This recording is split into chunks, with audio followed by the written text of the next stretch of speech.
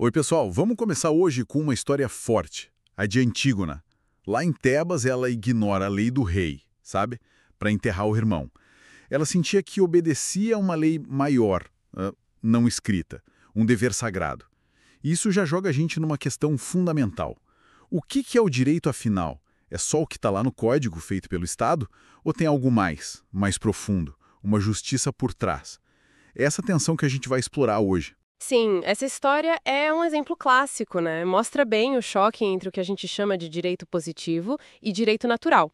O positivo, bom, são as leis que o Estado faz e manda cumprir. Código Penal, lei de trânsito, essas coisas que mudam, né, de um lugar para o outro com o tempo.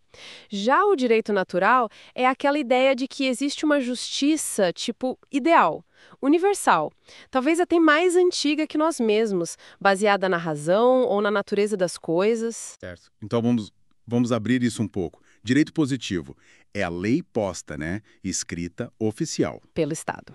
E isso tem a ver com o direito objetivo, que é a norma em si. Aquilo que diz o que a gente deve ou não deve fazer.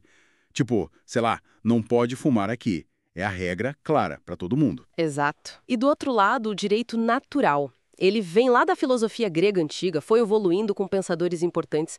A ideia central é que existem princípios universais, tipo fazer o bem e evitar o mal. Não está num código, mas a gente descobriria pela razão, sabe? É visto como algo mais estável, imutável. E serve como uma bússola moral para guiar o direito positivo para o bem comum. Influenciou muito, inclusive, declarações de direitos. Hum, entendi essa ideia da bússola. Mas essa noção de lei não escrita, universal, não fica meio escorregadio? Assim, como a gente garante que essa bússola aponta para a mesma direção para todo mundo? Ou que não usem isso para justificar qualquer coisa? Ótimo ponto. É aí que mora a complexidade toda, né? E o debate que nunca acaba. O direito natural funciona mais como um ideal crítico, um padrão para a gente avaliar as leis que a gente cria, as leis positivas. Ele não tem a força do Estado para obrigar, mas alimenta a discussão. Essa lei é justa? Faz sentido, faz sentido. E aí, dentro dessas leis criadas, o direito positivo, tem outra peça importante, o direito subjetivo. Aqui já não é sobre o que a gente deve fazer, mas o que a gente pode fazer. São as permissões, as faculdades que a lei dá para a gente. Um exemplo bem claro, o direito de se defender num processo. A lei objetiva, positiva, cria o processo e o direito subjetivo te dá a permissão, a ferramenta para se defender ali dentro. Que é o positivo, define as regras do jogo social, digamos assim. E o direito subjetivo dá as ferramentas, as permissões para a gente jogar dentro dessas regras.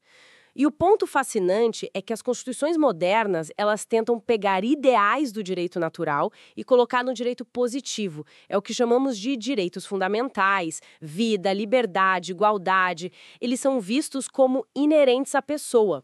Por isso se fala que são imprescritíveis, não acabam com o tempo, e inalienáveis, não dá para vender ou doar. E esses direitos fundamentais, quando tentam escrever o que seria natural, eles resolvem aquela tensão inicial entre lei e justiça. Então, eles buscam resolver, dar garantias mais concretas, mas a tensão continua assim.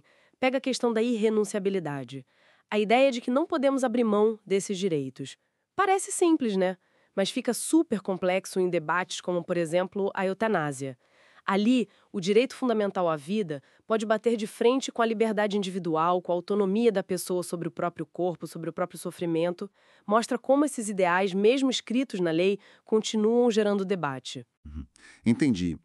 Então, resumindo um pouco, a gente viu a diferença clara entre a lei escrita pelo Estado, que é o direito positivo, e também o objetivo.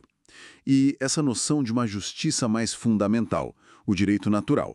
E também como a gente tem permissões para agir dentro do sistema, que é o direito subjetivo. E os direitos fundamentais nas constituições tentam ser essa ponte, né? Trazer os ideais para a lei escrita, mas os dilemas continuam. Fica claro que para entender as regras, tem que olhar o texto e o espírito da coisa. Exatamente.